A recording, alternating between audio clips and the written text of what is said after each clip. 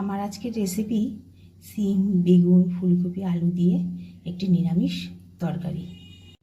লাগছে ফুলকপি, সিম, ধনেপাতা, বেগুন, আলু, আদা, কাঁচা লঙ্কা, টমেটো আর বড়িও লাগবে। আচ্ছা, সিমগুলো এরমভাবে কেটে নিয়েছি, বেগুনটা এরমভাবে কেটে ধুয়ে নুন হলুদ মাখিয়ে রেখে দিয়েছি, কারণ ওটা একটু 10 মিনিট রাখতে হবে, তাই জন্য আগে থেকে একটু মাখিয়ে নিয়েছি। আলুটা এরমভাবে কেটে নিয়েছি। এবার ফুলকপি আর সিমটাকে একটু গরম জলে ভাপিয়ে নেব। ভাপানো হয়ে গেছে, দেখুন জলে এরকম কালার এসেছে।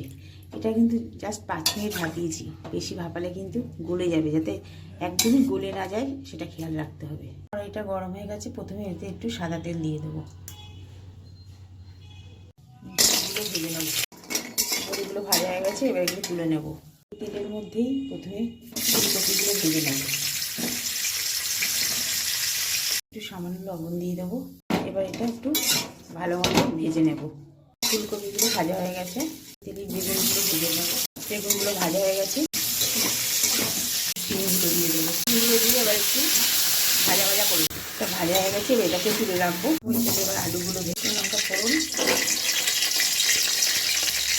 লঙ্কা পাঁচফোড়ন দিয়ে দিয়েছি। একটু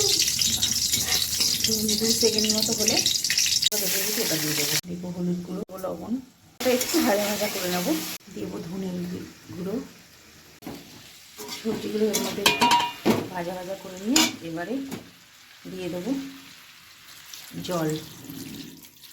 জল দিয়ে এরকম একটু মিশিয়ে দিয়ে এবার গ্যাসটা মিডিয়াম ফ্লেমে দিয়ে ঢাকা দিয়ে দেবো। ওটা ভাজা হয়ে গেছে, এর মধ্যে ভেজে রাখা সব সবজিগুলো দিয়েছি আর দিয়ে দিয়েছি টমেটো লম্বা লম্বা করে কেটে দানা ফেলে।